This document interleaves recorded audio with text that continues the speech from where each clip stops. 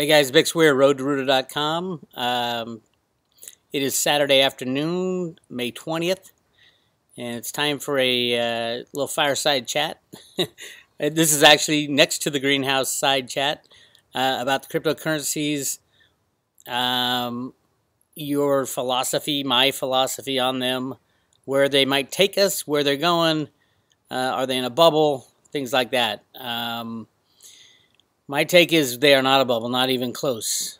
Going back to when I first heard about them in probably 2010, I did not jump on it. I was very much a hard metals guy, didn't understand it, couldn't get my head around it. I thought it was the same fiat money that the banksters were creating every day, and I paid for my ignorance. Then in probably 2011, 2012, I got into it. The Mt. Gox debacle happened. I got out of it. And then I learned about it. It took years for me to learn about it. And then once I learned about it and I understood what it represented and how it really could circumvent the old monetary system, and some of it's not even about money. A lot of it's not even about money. Ethereum has nothing to do with money. Yes, it has a token, Ether coin, but it's all about a platform and using it as a utility to access the blockchain. Amazing technology. And once you understand that the blockchain is the real heart of Bitcoin, it's also the heart of this new fintech, as they call it, financial technology.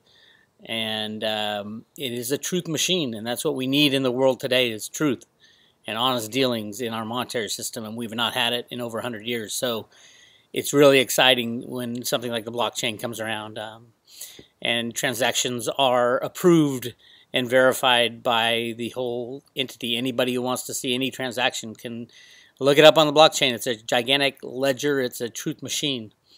And we need that. It's exactly what we need at the exact right time. So let's get back to the cryptocurrencies. There's, according to this, now I watch coinmarketcap.com. And there's a lot of different exchanges for cryptocurrencies, and there's a lot of different places you can find it. Every exchange has a different value. They mostly are in the same range, but they're not all the same. And they have different rules about how much you can trade and how much you can take out and how much has to stay in. Remember that any price of a cryptocurrency that you see quoted by an exchange is that specific exchange what the last trade went for. So when you see, like in this case, you see the market cap of Bitcoin right now is $33 billion. All that does is take the last price it traded. It could have been one Bitcoin that traded for $2,026.90 times the circulating supply of 16,341,600 coins. And that's where the market cap comes in. So it might have been $1 yesterday and $33 billion today, all based off the last trade. And that's all a market cap is the last trade. It doesn't mean $33 billion just went in to have bought Bitcoin. It's probably it could be even more, it could be even less. But it's the last trade went off at $2,026.90. So you times that by the circulating supply, and that gives you the market cap. Hope that makes sense, because a lot of people are getting confused, saying, well, $33 billion went into Bitcoin. No, $33 billion didn't go into Bitcoin. It might be a lot more. It might be a lot less. But that's the value of the last trade. That's all a market cap is. Same with Ripple, same with Ethereum. Now, Ripple is what they're saying is a bankster's coin. It's different. It's actually all the Ripple coins are out there already. Not exactly sure how Ripple works, but I think it's 100 billion coins that were created in the beginning. 60 billion of those are for the technology that the bankers are going to use, and then 40 billion coins are for trading. Something like that. Now they've locked up, I think it was 15 billion coins to make sure that nobody dumped it onto the market. They can still dump. The biggest problem with Ripple is that the pro and the con. The pro is that the bankers all want to get involved because it's cheaper for them to use Ripple than what they're currently paying for transactions. It's a smarter and better way to do it. But so there's a lot of money flowing in from the banksters and then you get all the speculators. On the flip side is when the bankers go belly up and they're selling everything they can, looking for liquidity to stay solvent. They're going to see a few $1 billion in gains in their Ripple coin and be selling their Ripple coin. So I expect Ripple to implode at some point, but not today. The bankers are still up and running. The price rigging is still going on up there, and Ripple will continue to rip along until there's a bankster fiasco. Ethereum, completely different story than I think any other of these cryptocurrencies. It has a purpose. It has a meaning. It has a function. If you want to access blockchain technology, Ethereum is the leading way to do it, using an Ethereum platform to create anything you want. It's kind of like BASIC and the first computer programs is what I equated to. John Kemeny created BASIC, the first shareable computer language back in the early 1960s. Then everything was kind of built upon that. I would say Ethereum is very much like that. Anything wanting to utilize the blockchain can use the Ethereum token to utilize it, and hundreds, if not thousands, of companies are jumping in to do that. So Ethereum's got long, long legs, I believe. Now, the market cap of Ethereum right now is almost 12 billion, just below Ripple. They're bouncing back and forth. In the end, Ethereum will blow by Ripple as far as market cap. Probably blow by Bitcoin as well at some point. The usefulness of Bitcoin as a form of money is mainly what it's used for, and a store of value. Bitcoin is going to be replacing the unbacked fiat money, which is great, but not much more. Bitcoin, that's enough. That's a lot. Replacing all unbacked fiat money. But Ethereum, there's so many uses and so many good things you're going to hear about it. So I expect the market cap of Ethereum to blow by Bitcoin and stay beyond Bitcoin for a long, long time. That's just my take. Right now, it's a third of Bitcoin, and I'm not saying Bitcoin's going to be any slouch itself. I have Bitcoin going over 10,000 by the end of the year, $10,000 a coin, which would be 5 times where it is today. And today it's already doubled this year. So keep an eye on it. Remember this. It took me 2-3 years to really understand Bitcoin, to a point where I got comfortable buying it and holding it. And through the ups and downs and sideways moves and all the times the mainstream media says it's dead, Bitcoin's dead. I can't even count. It's over 100 times the media has said, mainstream has said that Bitcoin is dead. It won't come back. They've been wrong every time, every single time. And it took a while for me to understand it. Just imagine, and I'm sure it took a long time for you to even care to listen to this video talking about cryptocurrencies. It's a learning curve, but once you learn it, once you understand it, you get it. And that learning and understanding is being picked up now by some, not just the tech guys. The tech guys who are involved really understand it. The tech guys who are getting involved have a lot of money and are coming to understand it. The bankers are coming to understand it. I think Blythe Masters brought JP Morgan into it. Who knows how many of these cryptocurrencies JP Morgan has. They are knee-deep in this. There's no doubt in my mind. Because remember, Blythe was a confidant of Jamie Dimon, and she was the rigger of the silver markets and the oil and gas, all commodity markets. She ran the derivative book for JP Morgan's commodities. She ran all commodities, but obviously 99.99% of all their commodities are commodity derivatives. So she told Jamie Dimon all about the cryptocurrencies, and then she left JP Morgan to join a blockchain type crypto company. Amazing. And Larry Summers, the ex-Treasury Secretary, in on all the monetary decisions in the last 40 years. He went to 21 Inc., which is a kind of a secret, not really secret, but kind of secret company that's looking to put Bitcoin mining chips on every electronic device out there, including your smartphone. Brilliant idea. Work with Apple, put a Bitcoin mining chip on every iPhone so that every time you're connected to the internet, that mining chip is mining micro amounts of Bitcoin, and you can just share it with, Apple gets half and the user of the phone gets half. And all of a sudden, people who have iPhones are saying, hey, look, my Bitcoin balance is going up. What is this stuff called Bitcoin? Look, I can buy some more with my credit card. Bingo. It's just, there's so much that's going to happen in Bitcoin, and a lot of the other alt currencies. But I would say be very careful of with over 700 cryptocurrencies right now. It's going to get down to maybe 5 or 6. So most of these will go away, and they'll probably go away when the banking crash happens.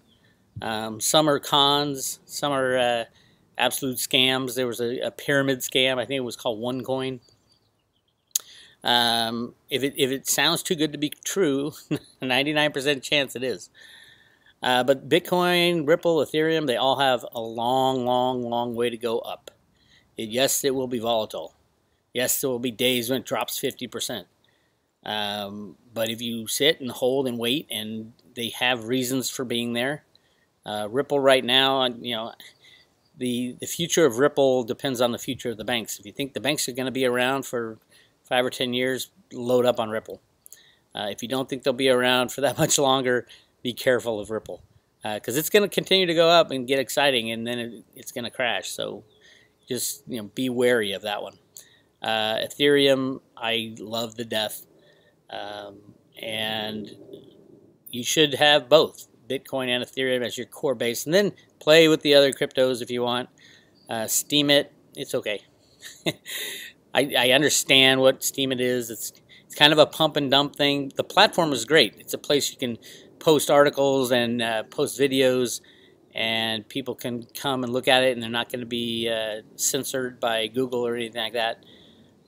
But at the same time, the coin attached to it, Steam, is kind of a pump and dump type of thing where the big players in Steam it will look for the more notable, visible people on the internet and pump their site full of Steam, and that person will go out and say, "Oh my God, I'm making so much money on Steam," and then the big guys will start cashing out, and everything will fall apart, and so it's going to go up, up, up, slam, up, up, up, up, slam, because the only money involved in Steam it is from the speculator side, from people buying coins because they're speculating on the price, and that's kind of tough to run a business model like that.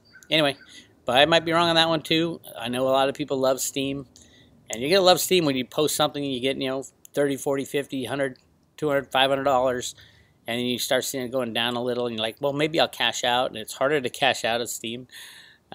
So yeah, just be aware that a lot of these cryptos won't be around.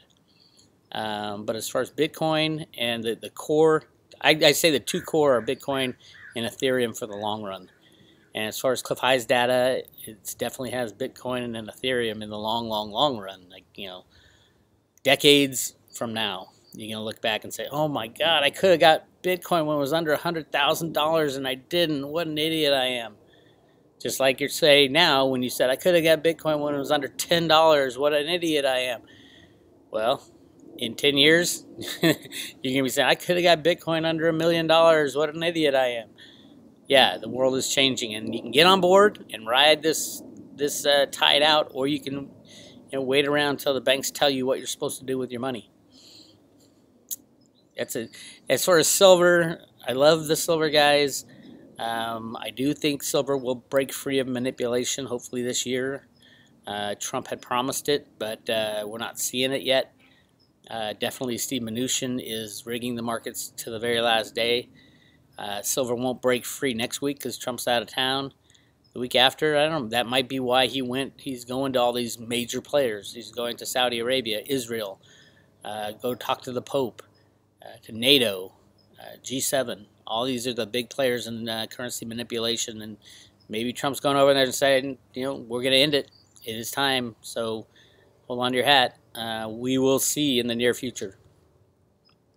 But as far as the other one, keep your Bitcoin, keep your Ethereum, keep all your alt currencies offline, out of the hands of any potential hacker, potential EMP, potential anything. As long as the internet's up and running, your Bitcoin will be available to be used. But if the internet goes down, you won't be able to use your Bitcoin until it comes back up again. But again, I say again, if the internet goes down, we have a lot more problems than gold and silver and Bitcoin. We've got Mad Max world, unavoidable because of the just-in-time delivery system of everything. Every communication device would shut down. The internet would not work. Your banks would not work. The gas stations would not work. The internet is absolutely the backbone of everything these days. And kind of sad and scary that we got ourselves into this position, but that's where we are. It's what we got to deal with. So yeah, that's my update for, what is it, May 20th. And my advice is to get yourself some Bitcoin. If you don't have a decent sized chunk by now, make a big buy. Big buy. Don't worry if it drops down to 1,000. I don't think it will. It might drop back to 1,100. But blue sky up ahead, especially with all the monetary chaos that is kind of waiting in the wings for the summer and especially into September, October timeframe. And keep it offline and just wait and be patient and maybe even cash in some of your winnings as you go along and buy some physical silver in your own possession. Because that ultimately silver will be the bank killer, and that's what we've been waiting on for over 10 years now. 20 years, some people have been waiting since the 1980s, so don't feel bad for yourself that you've been in silver since it was at $49 and you've been waiting, because some people have been waiting longer than you, but they know at the end of the day the manipulation will end, and it will be advantageous to the United States right now to end it, because we're the largest debtor nation. We need to get rid of this debt, and the spiking of silver would destroy certain banks, which would, by definition, destroy their derivative book, and every other electronic asset will go with the quadrillions in derivatives. So buckle up, get your Bitcoin, get your Ethereum, especially get your Ethereum. Buy your Ethereum. I've been saying this for 2 years now, since it was down at like $7, $8. Now it's at $130. Look at that, $130, and it's gonna keep running and running and running. I think it's gonna overtake Ripple in the next week or two. So Ethereum likes to be number 2, but it's gunning for number 1. So keep an eye on that. This is Big Square, roadtoruta.com. Don't forget to subscribe to this video channel and go to the Road to Ruta website and you get a free book. Actually, there's 2 free books. If you look at the top of the website, I'm still giving away book 2. So you get 2 free books. So go check it out and join the Road to Ruta, and you get behind the scenes look at what's going on. We'll talk to you later.